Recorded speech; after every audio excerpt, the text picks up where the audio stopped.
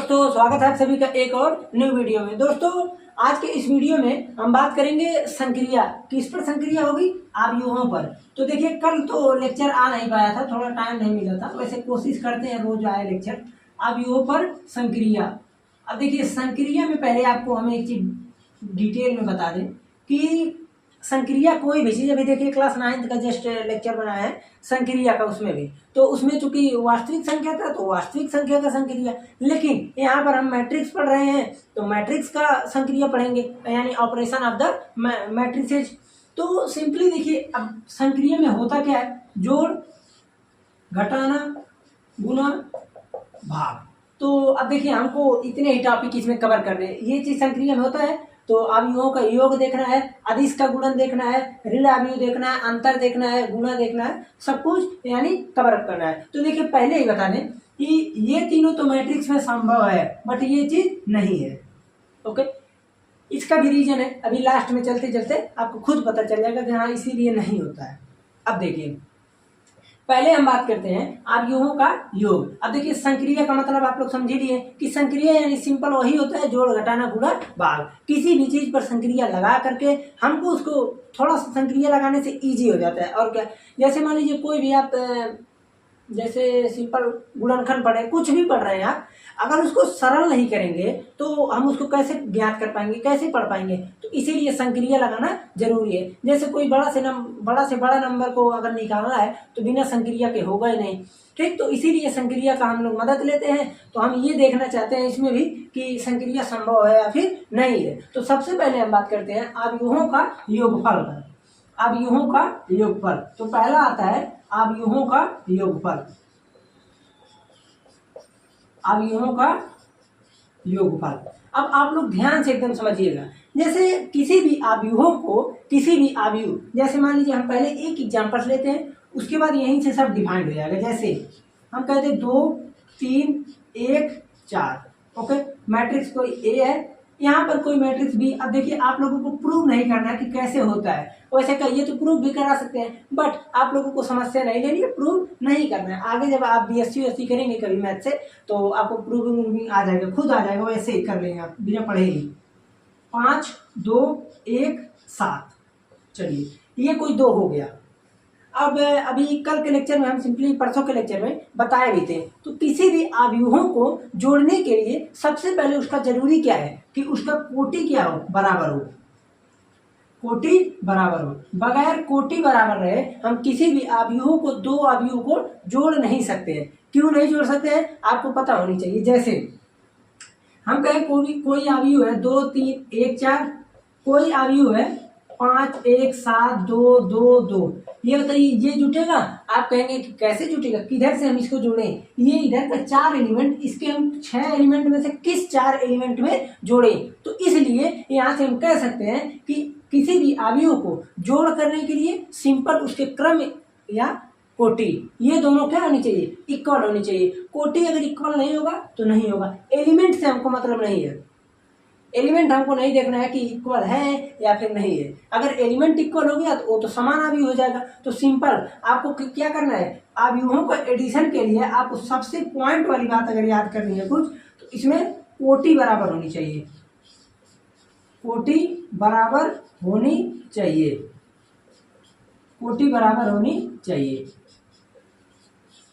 Okay, तो ये नियम आपको बस याद रखना है और कुछ नहीं जानना है। अवयवों को सिंपल सीधा जोड़ देना है। जैसे हम कहें ए बी को जोड़ो तो आप लिख दोगे a + b = 2, 5, 7, 3, 2, 5। अब एक चीज और बताना है, पहले लिख लें तब बताते हैं। हाँ, तो किसी भी अवयव को जोड़ते समय आपको ध्यान ये देना है कि उसके करस्पॉन्डिंग एलिमेंट से ही हम जोड़ें, यानी संगत अवयव से ही जोड़ें, नहीं तो संगत अवयव से। अब मान लीजिए हम कहें 2 यहाँ है तो हम इससे जोड़ेंगे, ये कौन सी बात हुई भाई? किसी भी अवयव में यही देन है, यही रीजन है कि हमको कोटि बराबर होनी चाहिए, ये देखते हैं। नहीं तो अगर मान लीजिए हमको ऐसा देखना रहता कि किसी का किसी से कर दें तो सिंपल हम चाहे इसमें कर देते, हम यहाँ से उठाते चाहे इसमें कर देते। तो अगर ऐसा होता तो मान लीजिए 10 बच्चे हैं तो कोई इधर से करता, कोई इसमें करता, सबका अलग अलग आंसर आता। तो गलत हो जाएगा ना। तो सिंपली आपको क्या करना है कि उसके संगत अवयव A11 अगर यहाँ है तो A11 ये A12 A12 A21 A21 A22 तो A22। ओके, तो संगत एलिमेंट से हम एडिशन कर देंगे, बस सिंपली। अब ज़्यादा कुछ इसमें बताने लायक नहीं है। अब योग का योग पढ़ लिए, कुछ इसका गुणधर्म होता है। अब गुणधर्म थोड़ा सा समझ लीजिए, वैसे लिखना उखना आपको नहीं है। आपको जब पूरा सवाल सॉल्व कर लेंगे तो अपने आप पता चलेगा कि यही गुणधर्म होना चाहिए, नहीं तो होगा ही नहीं। जैसे देखिए, अब योग का गुणधर्म में पहला नियम आता है क्रम विनिमयता, यानी कम्यूटेटिव लॉ। क्रम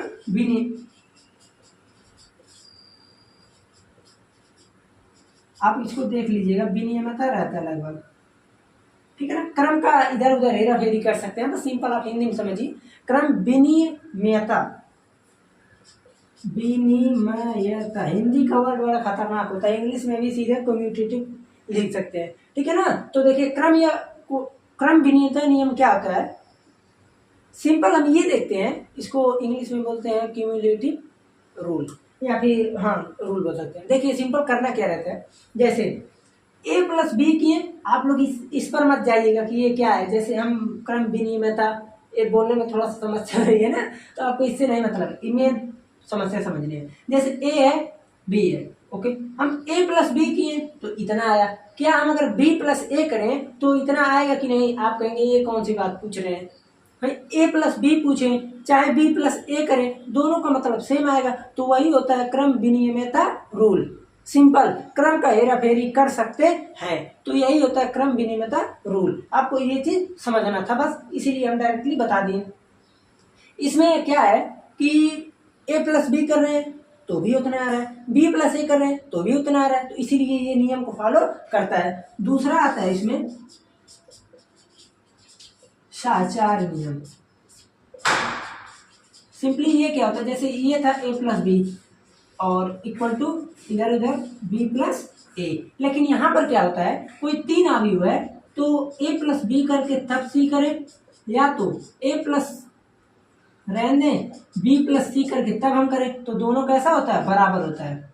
ओके, कैसे होता है भाई, 2+3 करके 5 कर दे तब 2 करे तब वो 7 आएगा। आप पहले इधर का जोड़ ले, 3 में 5 फिर 2 करे तो भी 7 आएगा। तो सिंपल ये साचार नियम को फॉलो कब करेगा, जब कोई तीन अवयव, तो सिंपल प्रोसेस अवयव में भी वही चलता है। कोई तीन अवयव जब सिंपल हम उसको दो को एक साथ करके तीसरे को ऐड करें, या पहले को छोड़ दोनों को ऐड करके तब हम तीसरे को ऐड करें, तो सिंपल क्या आनी चाहिए, बराबर आनी चाहिए। तो वहां से ये किसको फॉलो करता है, साचार नियम, ठीक है ना। ये दो हो गया। अब उसके बाद एक दो और है, एक एडिटिव इनवर्स करके है, ठीक है ना। तो उसमें हम प्रतिलोम वाले को देखते हैं, तो वो भी खैर सिंपल ही होता है प्रतिलोम में। जैसे कोई भी अवयव को हम देख रहे हैं, जैसे आइडेंटिटी को लेकर चले, आइडेंटिटी यानी तत्समक अवयव, ठीक। तो वहाँ भी सिंपल, वो जैसे कोई दो अवयव जोड़े माइनस, अभी तो रील अवयव हम आपको बताए नहीं।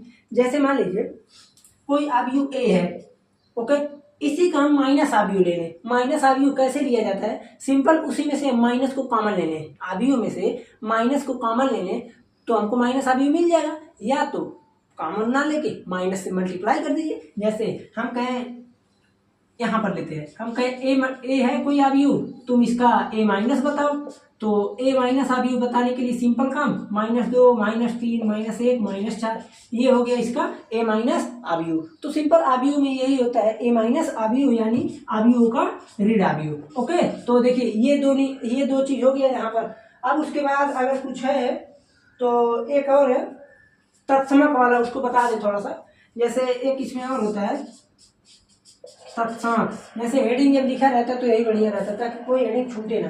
तत्समक है और एक है प्रतिलोम का, तो 4 नंबर आता है प्रतिलोम का, वैसे दिख रहा होगा।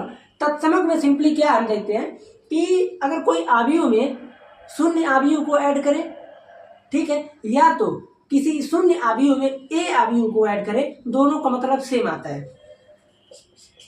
A+ शून्य अवयव, 0 + A अवयव बराबर A ही आता है।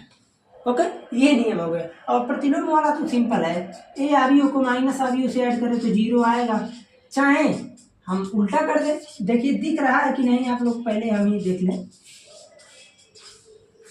ठीक है ना। तो ये नियम था सिंपल, हाँ दिख रहा है। तो प्रतिलोम में हमने क्या देखा, किसी भी दो अवयव को, एक सिंपल अवयव एक उसी का निगेटिव अवयव, दोनों अवयवों को ऐड करें तो जीरो आएगा, या तो हम पहले माइनस वाले को लेकर तब जीरो करें तब वो जीरो आएगा, ठीक है ना। तो इस प्रकार से हम किसी भी अवयवों का एडिशन कर सकते हैं। एडिशन में हमने ये देख लिया। अब देखिए हमको अंतर का नहीं बताना है अंतर का नहीं बताना पड़ेगा, क्यों? अवयवों का अंतर के लिए हमको सिंपली सब कुछ यही नियम रहना चाहिए, कोटि बराबर होनी चाहिए। हाँ, ये नियम हम फॉलो नहीं करेगा भाई, a माइनस बी करेंगे तो दूसरा आएगा, b माइनस ए करेंगे तो माइनस भी आ जाएगा, उल्टा आ जाएगा, तो ये फॉलो नहीं करेगा, ठीक है ना। तो आपको बस ध्यान ये देना है कि अवयवों का अंतर करने के लिए हमको सिंपल कोटि बराबर होनी चाहिए। अब हम डायरेक्टली इसे इरेज करते हैं, उसके बाद हम लाते हैं अवयवों का अदिश गुणन और सदिश गुणन। ओके, इसको टॉपिक को बता देते हैं, आपको पर्सनली 3.2 इतने खलास हो जाएगा। ओके, तो स्क्रीनशॉट ले लीजिए, तब हम आगे चलें। अब हम चलते हैं किसी भी अवयव का अदिश से गुणन। पहले हम बात करेंगे अदिश गुणन, यानी अवयव का अदिश गुणन, तब उसके बाद हम बात करेंगे अवयव का गुणन। अदिश गुणन क्या होता है समझ लीजिए पहले आप लोग। जैसे सिंपल ये नियम सेम है, जैसे कोई भी हम अवयव ले लें, 2 3 5 1 2 7, कोई भी अवयव ले लिए, सिंपल अवयव है, कोई भी अवयव ले सकते हैं आप, ये नहीं यही ले। तो किसी भी अवयव में अगर हम किसी एक नंबर से, सिंपल अदिश नंबर इसलिए बोला गया है अदिश से गुणन, क्योंकि सिंपल एक नंबर का मतलब जैसे अब 5 ले ले, 2 ले ले, 2 ले ले, -2 -9 -13 √5, यानी सिंपल किसी भी नंबर से अगर मल्टीप्लाई कर दे रहे हैं तो उसी को हम बोलते हैं अदिश गुणन। अब आपको समझना क्या है, जैसे हम 2 से जब मल्टीप्लाई करेंगे इसका मतलब क्या होगा कि ये 2 का मल्टीप्लाई पूरे में हो रहा है, जैसे 4 6, जैसे देखिए ये क्या था a, जब हम 2a निकालेंगे तो क्या मिलेगा, 4 6 10 2 4 14। ओके, तो यही था सिंपल अवयव का अदिश गुणन। अदिश गुणन में हमको कोटि वोटि से नहीं मतलब है, चाहे 5 का कोटि रहे, चाहे 2 3 का कोटि रहे, चाहे 1 9 का कोटि रहे, हमको कोटि से नहीं मतलब है, अंक से मतलब है कि कौन सा अंक ले रहे हैं मल्टीप्लाई के लिए। तो सिंपल यहाँ से ये चीज हो जाएगा। अब जो यहाँ पर हम गुणधर्म लिखे हैं, गुणधर्म सिंपली क्या है, अवयव में क्या, इसमें क्या गुणधर्म है, जैसे हम ये कहें कि a + b है कोई, ठीक है, हम उसमें तब मल्टीप्लाई करते k से। k क्या है, स्केलर क्वांटिटी, यानी कोई अदिश नंबर है, अदिश गुणन। तो इस प्रकार से करें, या तो हम दोनों को करके तब ऐड करें, दोनों का मतलब सेम है। किसी भी अदिश गुणन में सिंपल 2 मैट्रिक्स को ऐड करके तब मल्टीप्लाई करें, या तो मल्टीप्लाई करके तब ऐड करें, दोनों का अर्थ मतलब सब कुछ सेम है। ओके, ये हो गया। दूसरा में कंडीशन में जब हम चलेंगे, अब ये मत कहिएगा कि माइनस में क्या होगा, माइनस में भी वही होगा। ओके, जैसे जो नियम आपको लग रहा है कि नहीं एक बार देखना चाहिए, तो सिंपल आप कोई भी अवयव लेकर कर सकते हैं, इस प्रकार से सक्षम तो होंगे। अब कोई मान लीजिए इतना हो गया, कोई सिंपल एक नंबर का ले ले मल्टीप्लाई वाला, एक नंबर के मल्टीप्लाई में जैसे बात करिए, अगर हम किस चीज़ की बात करते हैं, के a + b की हो गए, उसके बाद मल्टीप्लाई में भी होगा, लेकिन मल्टीप्लाई अभी आपको पढ़ाई भी नहीं किया है तो कैसे बता दे उसका, ठीक है ना। तो मल्टीप्लाई नहीं बताया, तो खैर इसमें इतना ही रहने देते हैं। जब आगे हम पढ़ेंगे अवयव का गुणन तो वहां पर आपको पूरा नियम बताएंगे, सब अपने आप ही आ जाएगा।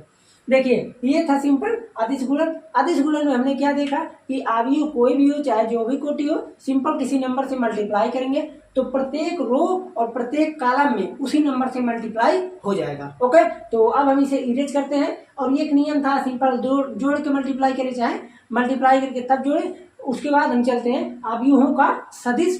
अब अदिश सदिश तो पढ़ा नहीं रहे हैं, इसलिए यहाँ पर हम बात करेंगे अवयव का गुणन से। बच्चों अब हम बात करेंगे किसकी, अवयव का गुणन का। पहले हमने सिंपल देखिए इस लेक्चर में देखा क्या, किसी भी अवयव का संक्रिया के बारे में देखा। संक्रिया में जोड़ घटाना गुणा भाग यही चीज होते हैं, तो हम सिंपल जोड़ को देखें। जोड़ के लिए कोटि बराबर होनी चाहिए और उसके बाद तो सब कुछ सेम है। घटाने के लिए कोटि बराबर होनी चाहिए, सब कुछ सेम प्रोसेस रहेगा। ओके, कुछ नियम जोड़ में थे, अब घटाने में क्या है आपको पता चल गया, घटाएंगे तो उल्टा आ जाएगा, वो तो सब नंबर से जानते ही हैं। उसके बाद सिंपली हम अदिश गुणन देखें, तो अदिश गुणन में सिंपली क्या देखा, कोई भी अवयव है किसी नंबर से मल्टीप्लाई कर दे तो क्या निष्कर्ष निकल रहा है, सभी में मल्टीप्लाई हो जा रहा है, बस ये था। अब हम बात करते हैं अवयवों का गुणन, यानी किसी दो अवयवों को मल्टीप्लाई कैसे करेंगे। तो किसी दो अवयवों का मल्टीप्लाई के लिए, जैसे इसमें सिंपल हम थोड़ा पहले आपको एक चीज समझा दें। जैसे मान लीजिए कोई भी अवयव है AIJ M क्रॉस N का, इंटू हमको करना है किससे, BIJ से। और मान लीजिए ये कुछ भी हो सकता है, N क्रॉस D हो जाए, N क्रॉस P हो जाए। अब वही सेम तो कोटि लिखेंगे नहीं। अब मान लीजिए आप कहें तो लिख भी दें, लिख दे रहे हैं, कोई बात नहीं, देखते हैं क्या होगा। लेकिन वैसे सेम लिख भी सकते हैं, लिख भी नहीं सकते। अभी आपको जब समझाएंगे तो आप खुद कॉपी में से काट वट लेंगे। देखिए कैसे, कोई भी दो अवयव है तो किसी भी दो अवयवों के लिए मल्टीप्लाई का सिंपल सीधा फंडा है। पहला एक ही नियम है, नियम साफ है। नियम क्या है, सिंपली दोनों अवयवों में एक इसको रिप्रेजेंट करता है, आप कहेंगे ये करता है रो को, ये किसको करता है, ये कॉलम को करता है, ये किसको करता है, रो को करता है, और ये कॉलम को करता है। ओके, तो इसके मल्टीप्लाई का नियम क्या है, पहले अवयव का, पहले मैट्रिक्स का कॉलम, पहले मैट्रिक्स का कॉलम दूसरे मैट्रिक्स का रो, पहले मैट्रिक्स का कॉलम दूसरे मैट्रिक्स का रो बराबर होनी चाहिए। तो अब यहाँ पर इसका मतलब इसको हटाना पड़ेगा। मान लीजिए हम लिख दे N क्रॉस P, तो सिंपल हमने क्या देखा, जैसे देखिए नियम क्या है, यही है कि पहले का कॉलम दूसरे का रो बराबर होना चाहिए। तो यहाँ पर देखिए बराबर है या नहीं, आप कहेंगे सिंपल ये क्या है, बराबर है। तो अगर ये दोनों बराबर है तो यानी ये दोनों खत्म, हटा दीजिए। और जो अगला मल्टीप्लाई के बाद मिलेगा वो मिलेगा हमको M क्रॉस P का अवयव, M क्रॉस P का अवयव मिलेगा। अब जैसे थोड़ा दैनिक जीवन में ले चले, यानी मैट्रिक्स में, तो जैसे मान लीजिए मैट्रिक्स है कोई 2 क्रॉस 3, और फिर अगला मैट्रिक्स है कोई 3 क्रॉस 2 का, तो जो अवयव मिलेगा हमको, ये तो 3 खत्म हो गया, हट गया, 2 क्रॉस 2 का हमको अवयव मिल जाएगा। ठीक है ना। तो सिंपली एक ही रूल है, किसी भी अवयव का, अवयव से जब मल्टीप्लाई करते हैं तो पहले अवयव का कॉलम दूसरे अवयव का पंक्ति, दोनों का नंबर बराबर होनी चाहिए, उसके बाद आप मल्टीप्लाई कर सकते हैं। ओके, अब मल्टीप्लाई करेंगे कैसे, ये आती है बात, तो देखते हैं। खैर ये चीज आप देख लीजिएगा, देख लीजिए का मतलब रख लीजिए कॉपी में कहीं, क्योंकि MCQ यहाँ से बनता है। जैसे मान लीजिए पहला हम बना दे रहे हैं, कोई अवयव है जिसका, मान लीजिए कोई दो अवयव है जिसका कोटि दे रहा है M क्रॉस 5, 5 क्रॉस N, ठीक, या तो 5 क्रॉस P, 5 क्रॉस P लिख दे। ओके, इतना लिख दिया 5 क्रॉस P, और बोल दे रहा है कि कोई अगला मैट्रिक्स है, कोई तीसरा मैट्रिक्स है जिसका है P क्रॉस 3, तो M की वैल्यू होगी, M की वैल्यू होगी। तो कैसे करेंगे आप, सिंपल काम करिए भाई, इन दोनों का जब मल्टीप्लाई करेंगे, यही दोनों दिख रहा है ना, करना क्या है, पहले हमको ये देखना है कि किसकी रो, किसकी कॉलम और किसका रो बराबर है। तो ये दोनों बराबर दिख रहा है, तो M क्रॉस P आया यहाँ से, यहाँ पर P क्रॉस 3 है तो P हटा, तो हमको जो अवयव मिलेगा, अवयव यहाँ से क्या मिलेगा, M क्रॉस 3 का, M क्रॉस 3 का अवयव मिलेगा। अब इस प्रकार से पूछ लिया, हम यहाँ M का मान पूछे थे, तो M का मान सिंपली तभी बोल सकता है जब कोई वैल्यू दिया रहे। तो यहाँ से डायरेक्टली आप पूछ सकते हैं कि उसका क्रम या कोटि क्या चीज है। ठीक है ना। तो इस प्रकार से कोई भी अवयव, आप मान लीजिए आप लोग कर रहे हैं तो उसको थोड़ा ध्यान दीजिएगा। ठीक है ना। तो इस प्रकार से इसमें क्वेश्चन बनते हैं, और ज्यादा क्वेश्चन MCQ इसमें से नहीं बनेंगे। हाँ, भर भर के क्वेश्चन अवयव का गुणन से बनेंगे, क्योंकि प्रत्येक क्वेश्चन में गुणन आएगा। ठीक, तो ये इतना सब कुछ हो गया। अब हम थोड़ा सा प्रोसेस इसमें बता देना चाहते हैं, अवयवों का गुणन करेंगे कैसे। पहले नियम बता दें। देखिए नियम क्या है, क्रम विनिमयता नियम, यानी क्रम विनिमय नियम। तो ये सब स्क्रीनशॉट ले लीजिएगा आप लोग। पहले हम यही बता दें क्रम विनिमय नियम क्या है। देखिए मीटेगा नहीं, सही, चलिए कोई नहीं। पहला नियम क्या है, देखिए क्रम विनिमय। अब यहाँ पर हम पहला दूसरा डाल देते हैं, तो यहाँ पर नहीं लिखेंगे। पहला नियम है क्रम विनिमय। तो क्रम विनिमय के लिए सिंपली आपको करना क्या है, सिंपल, जैसे मान लीजिए AB अगर कर रहे हैं तो BA भी आना चाहिए। कोई दो अवयव है, A क्रॉस, यानी A का मल्टीप्लाई B से करे तो B का A से करे तो आना चाहिए, लेकिन नहीं, ये नहीं फॉलो करता है। दूसरा, साहचर्य नियम, तो आपको पता होना चाहिए 2 का मल्टीप्लाई करके तब करें या तो इस प्रकार से करें, होता है ना, किसी 2 का करके तब तीसरे से करें, या पहले को छोड़े दोनों को करें तब होना चाहिए। लेकिन अब ये तो कंडीशन के ऊपर डिपेंड करेगा ना, हम क्या ही बता सकते हैं देखकर, तो कंडीशन के ऊपर डिपेंड करेगा हो रहा है कि नहीं हो रहा है। ठीक है, तो ये कंडीशन पे डिपेंड करेगा, आप लोग ध्यान दीजिएगा। जैसे तीसरा क्या है, मान लीजिए ए का हम करना चाहें बी प्लस सी से, इस प्रकार से कर दें, तो अब वितरण नियम है ना, तो वितरण हो जाएगा, ए बी प्लस ए सी हो जाएगा।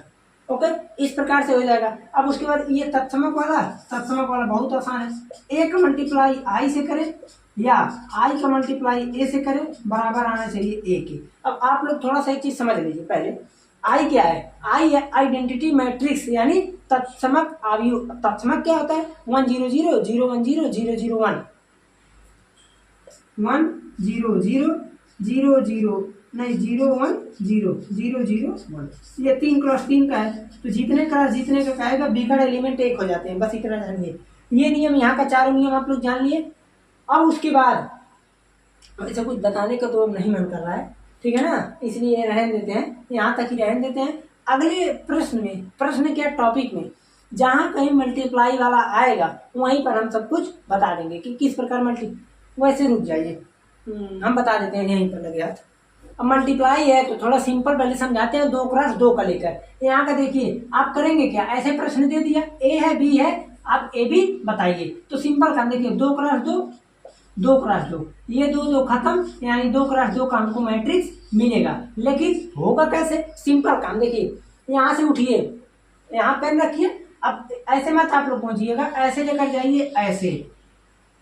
ओके, 2 का मल्टीप्लाई 2 में करेंगे तो 4, 2 का मल्टीप्लाई 2 में 4, 5 का मल्टीप्लाई 5 में 25। अब देखिए एक प्रोसेस काम हो गई ना, समझे ना आराम से। यहां से रख के ये क्या है, आप कहेंगे पंक्ति, पहले पंक्ति से चलिए पहले कॉलम में आइए, पहले पंक्ति से चलिए पहले कॉलम में। ओके, अब दूसरी वाली क्या, अब बीच में प्लस करते हैं, ध्यान दें। अब उसके बाद क्या करेंगे, देखिए इस पंक्ति से चलिए दूसरे कॉलम में, 2 का मल्टीप्लाई 1 में 2, 5 का मल्टीप्लाई 2 में 10, ये नियम क्या खत्म, इसको हटाते हैं। ओके, अब आते हैं इस पे, तो अब इसका काम देखिए, इसका मल्टीप्लाई इसमें आएंगे, तो 1 का मल्टीप्लाई 2 में 2, 3 का मल्टीप्लाई 5 में 15, 1 का मल्टीप्लाई अब किस में 1 में, 3 का मल्टीप्लाई 2 में 6। इस प्रकार से हम हमेशा करेंगे। अगर 3 क्रॉस 3 कराएगा तो 4 प्लस 25 प्लस आगे भी कुछ अंक आएगा, तो इस प्रकार से आप लोग कर सकते हैं। सिंपल करना क्या है, रो टू कॉलम, इसका एक नियम सीधा रखिए, रो टू